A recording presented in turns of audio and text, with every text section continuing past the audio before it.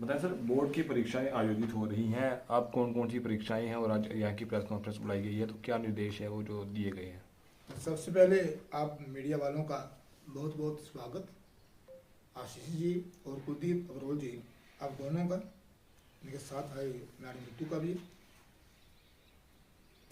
आप जैसा कि समय समय पर सहयोग करते रहते हैं और हमारी आवाज़ को पब्लिक तक पहुंचाते रहते हैं, बच्चों की बेहतरी के लिए हमारा ये हर संभव प्रयास रहता है कि हम बच्चों की बेहतरी के लिए अच्छे काम करने का प्रयास करें, उनको लाभ मिले, उनको अच्छी व्यवस्था मिले और उनको आगे बढ़ने के लिए जो दिशा निर्देश चाहिए यहीं से शुरू होते हैं, ताकि वो आने वाले समय में जो इस परीक्षा के बाद जो एंट्रेंस एग्ज़ाम है उनके लिए उनको कैसी व्यवस्था चाहिए, वहाँ पर कैसे उन्हें प्रवेश पाना है, क्या साधन होते हैं, उन सभी को ध्यान में रखते हुए हमारा हर संभव प्रयास रहता है कि हम उसी ओर अग्रसर हों, ताकि हमारे बच्चे जो हैं, हमारे छात्र जो हैं, हमारा जो देश का फ्यूचर है, जिनके कंधे पर अब देश है, उनको सही दिशा दे सकें। तो जैसा कि आप कह रहे हैं कि परीक्षाएं शुरू हो रही हैं, परीक्षाएं शुरू हो चुकी हैं।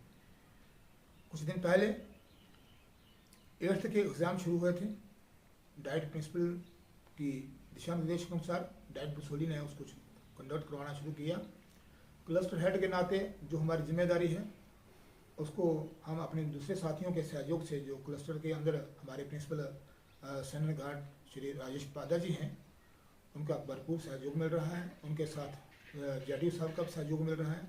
उनके साथ दूसरे हमारे हेड मास्टर जी हैं विजय मोहन जी, गर्ल्स स्कूल के, उनका भी पूरा सहयोग मिल रहा है। बाकी हमारी जो दूसरी विजिलेंस स्क्वाड है उनका भी पूरा सहयोग, समय समय पर वो केंद्रों में जा रहे हैं और बच्चों को उत्साहित कर रहे हैं। और जो नकल की व्यवस्था होती थी उस पर पूर्णतया अंकुश लग चुका है और आगे भी रहेगा। अब 8वीं की परीक्षाएं अभी समाप्त नहीं हुई, वो लास्ट पेपर 9 को है, परंतु उसके साथ ही 6 तारीख से 11वीं की परीक्षा जो अब बोर्ड ही कंडक्ट करवाता है वो शुरू होने जा रही है। उसके लिए पुलिस प्रशासन के हमने पूरी व्यवस्था का प्रबंध कर लिया है। SHO साहब और हमारे DSP हेडक्वार्टर बसोली, उन दोनों का भरपूर सहयोग है। वो अपने पुलिस बल को जहाँ पर तैनात रखेंगे मुख्य गेट पर, अंदर वो कोई काम नहीं करेंगे, क्योंकि हमारा जो अब काम है वो यह है कि बच्चों को हमने उत्साहित रखना है, उनको खुश रखना है, उनको हरास नहीं होने देना है और उनको जो सिखाना है कि परीक्षाएं कैसी होती हैं और किस तरह से व्यवस्थित रूप से ली जा सकती हैं। उनको किसी भी प्रकार की समस्या ना आए उसका भी संसाधन हमने तैयार कर रखे हैं। और 6 तारीख को 11वीं की परीक्षा है और 8 से हमारी जो महत्वपूर्ण बच्चों के लिए 12 साल के बाद, 12 साल की तपस्या के बाद जो उनका फ्यूचर जहाँ से स्टार्ट होता है वो होने जा रही है। और 9 तारीख को 10वीं की परीक्षा शुरू होगी। तो चारों परीक्षाएं फरवरी से शुरू हुई थी और आगे ये 19 अप्रैल तक चलती रहेंगी।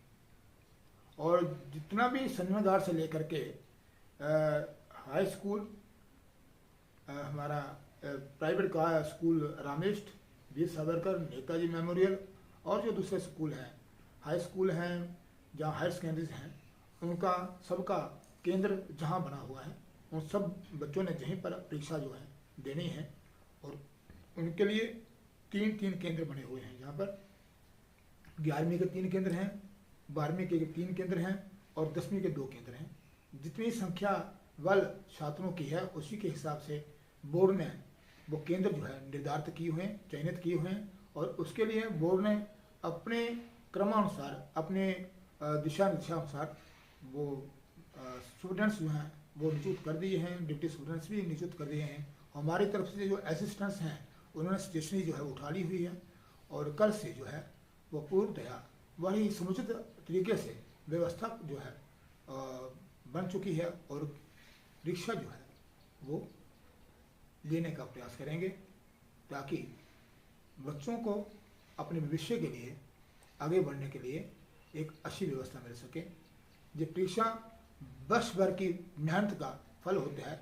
ये परीक्षा अब बच्चे छोड़ दें, समाज ये भूल जाए कि बच्चों की परीक्षा है।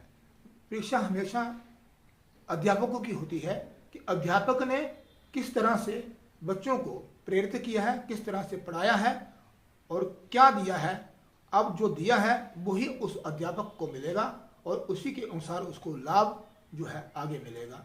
अन्यथा यदि किसी बच्चे ने किसी कक्षा की परीक्षा कम आती है तो उसका जिम्मा उस अध्यापक को लेना पड़ेगा कि मेरे विषय में ऐसा क्यों हुआ, क्योंकि परीक्षा बच्चों की नहीं है, बच्चों के साथ साथ अध्यापकों की भी है, उन लेक्चरर्स की भी है जिन्होंने उनको शिक्षा प्रदान की है। जैसे परीक्षाएं चल रही हैं तो अगर किसी परीक्षा में रिजल्ट कम आता है या कोई विद्यार्थी यहाँ पे फेल होते हैं तो उसकी रिस्पॉन्सिबिलिटी किसकी होगी?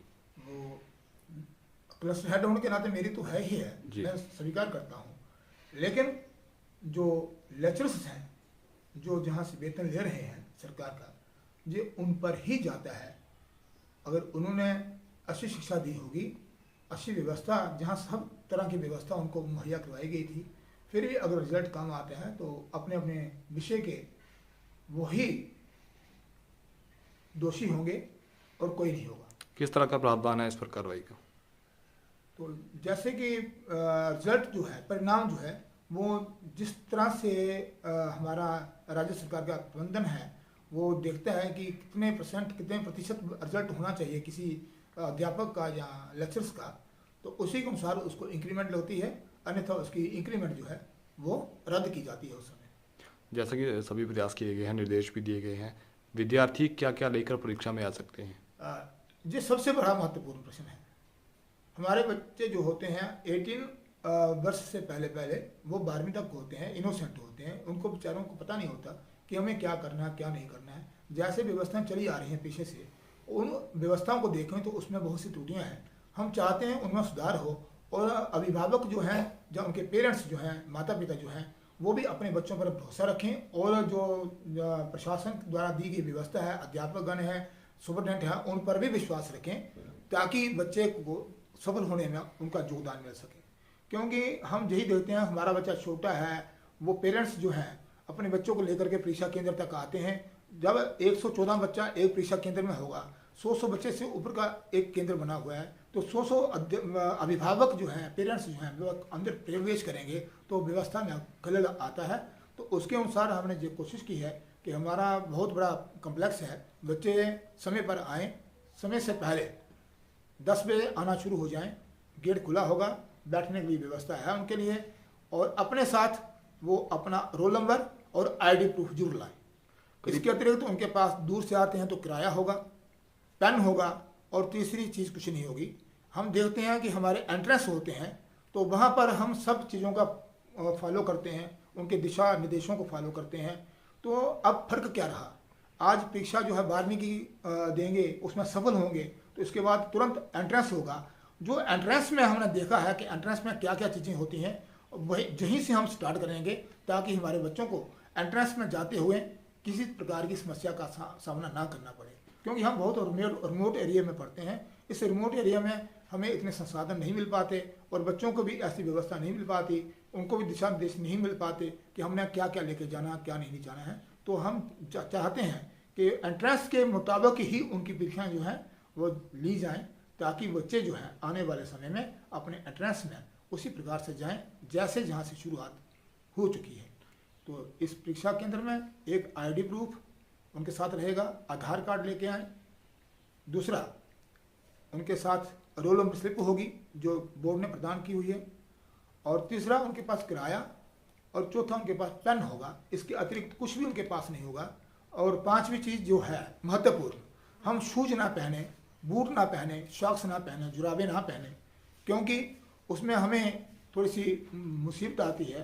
पीछे जो हम 4 साल से हम परीक्षा जहाँ मैं कंडक्ट करवा रहा हूँ, देख रहा हूँ, तो कुछ बच्चे शरारती होते हैं, छोटे बच्चे हैं, शरारत कर जाते हैं, उनका भी कोई दोष नहीं होता क्योंकि उन्होंने अपने सीनियर से जो सीखा है वही करेंगे।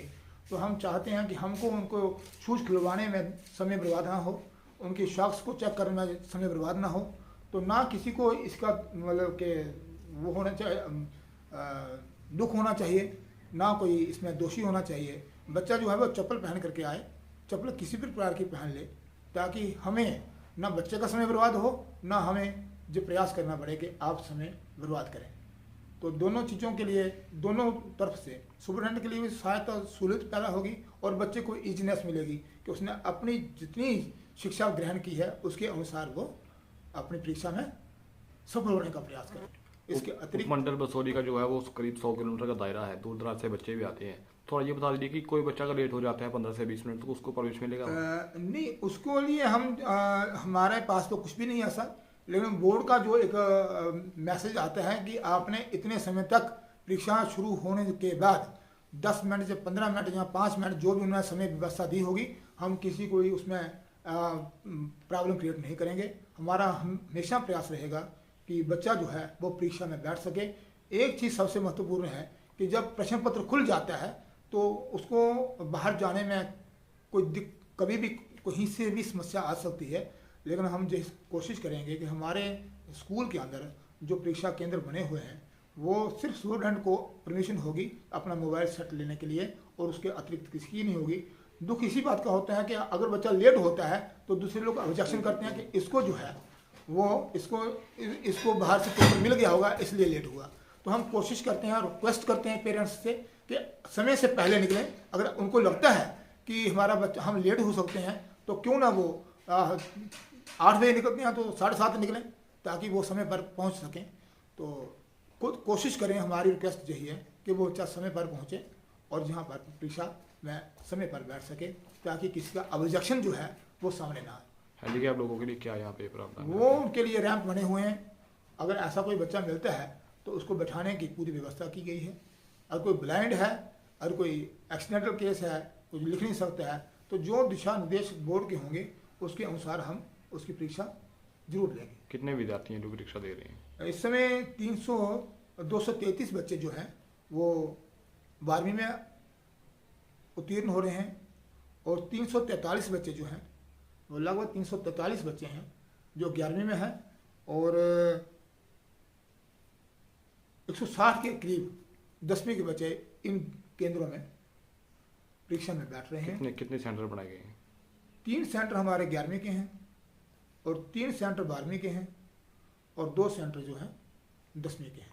किस तरह का मैसेज रहेगा विद्यार्थियों के लिए? विद्यार्थियों के लिए बहुत अच्छा मैसेज रहेगा, बहुत प्यारा माहौल मिलेगा उनको, उनका उत्साहवर्धन होगा। उनका जैसे निर्वाचन आयोग स्पेशल केंद्र बनाते हैं और लोगों को फूल आदि वगैरह देते हैं, हम भी प्रयास करेंगे कि बच्चों का आते ही कोई ना कोई टॉफी आदि वगैरह दे करके उनका वेलकम किया जाएगा, उनका मुंह मीठा करवाया जाएगा ताकि उनका आने वाला जीवन भी मिठास भरा रहे और उनको लगे कि हम किसी दूसरे स्थान पर गए थे अपने स्कूल से, तो वहाँ पर का जो वातावरण है उनको बहुत ही शुद्ध और शांतमय लगे ताकि वो बड़े उत्साहवर्धक मन से और जोशोखरोश से अपने पूरे ज्ञान के अनुसार परीक्षा में सफल हो सकें और आनंदमय तरीके से परीक्षा दे सकें। परीक्षा में नकल रोकने के लिए क्या प्रबंध किए गए हैं? जैसे कि मैंने आपसे पहले भी विचार किया है कि इसी बात को संज्ञान में लेते हुए आप आए हैं, तो आपसे रिक्वेस्ट है कि आप समाज के एक स्तंभ हैं और आपके माध्यम से, जहाँ बच्चों के माध्यम से जो बात है बहुत जल्दी जो है हर कोने पर पहुंचती है, हर घर पहुंचती है। आज सबके पास मीडिया है, सबके पास मोबाइल फ़ोन है, वो सोशल मीडिया के माध्यम से देख सकते हैं। और आप देख ही रहे हैं कि नकल की गुंजाइश हमने 8वीं में भी नहीं रखी हुई है। कहीं पर भी आपको ये सूचना नहीं मिल सकती कि आपके मॉडल हायर सेकेंडरी स्कूल में परीक्षा हो रही है तो कोई किसी बच्चे को हेल्प कर रहा होगा। हेल्प इतनी ही है कि रोल नंबर नहीं लिखने आ रहा है, छोटे बच्चे हैं तो वो हेल्प हो सकती है। उनको सिखाया जाता है कि आप ऐसे लिखिए, खुद लिखिए, हम बताते हैं, आप रोल नंबर लिखिए, नाम लिखिए, कहाँ लिखना है। इसके अतिरिक्त कोई किसी प्रकार की आप किसी से भी जाकर के पूछ सकते हैं, कोई गुंजाइश नहीं रखी हुई है नकल की। नकल रोकी नहीं जाती।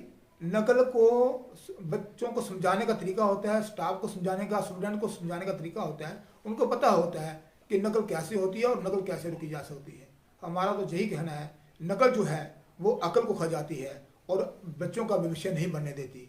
बच्चे डिपेंड रहते हैं कि हमें ये सहूलत मिलेगी और हमारा काम चल जाएगा, इसीलिए हमारा समाज जो है विकास नहीं कर पाता। अब मैं देख रहा हूँ कि बहुत सी लिस्टें निकलती हैं, हमारे बच्चे केएस का क्वालिफाई करते हैं कोई मेरे मसूली का मैंने 4-5 साल से देखा है, कोई अभी तक इस तक नहीं पहुंचा। उसका मैं समझता हूं कि ये कारण एक ये भी हो सकता है। और दूसरी बात, सबसे बड़ी बात जो है, मैंने पहले आपसे कहा कि गेट के अंदर हम किसी को भी अलो नहीं करेंगे, पेरेंट्स को, कि आप अंदर आएँ और आकर के बैठें, क्योंकि ये एक समस्या होती है। कोई कहता है, कोई आकर के स्टाफ से मिलता है, क्योंकि संबंध तो सबके होते हैं, हम सामाजिक हैं, इसी समाज में रहते हैं, लाग आसपास के लोग ही जहाँ पर ड्यूटी से देते हैं, तो संबंध सबसे रहते हैं। और परीक्षा के दिनों में संबंध बढ़ जाते हैं। उन संबंधों को अपने घर तक रखिएगा, समाज तक रखिएगा। स्कूल के अंदर टीचर है, लेक्चरर है, और पेरेंट्स अपनी जिम्मेदारी जो उनकी है कि गेट तक पहुँचाना है। बच्चे तो खुद भी आ सकते हैं, वहाँ तक रखें। नकल का कोई प्रावधान नहीं है, किसी को किसी प्रकार की डील नहीं दी जाएगी, और ना किसी, मैंने पहले कहा कि पर्ची तो मतलब ही नहीं चलने का। उसका कारण यह है कि हम 2 चीज़ें अलो कर रहे हैं, एक रोल नंबर और उसके साथ आधार कार्ड। वो 2 चीज़ें लेके आएगा, बच्चा शांति से बैठेगा, उसको किसी प्रकार की कंप्लेन नहीं होगी उसके माध्यम से कि मेरे साथ अनुचित व्यवहार हुआ। सबके साथ समानता है। मेरे पास आए हुए सब मेरे बच्चे हैं। जब वो इसकी परीक्षा केंद्र के अंदर, इस गेट के अंदर आ जाएंगे तो वो मेरे हैं। पेरेंट्स को ये निश्चिंत हो जाना चाहिए कि ये जहाँ कोई अव्यवस्था जो उत्पन्न हो सकती है।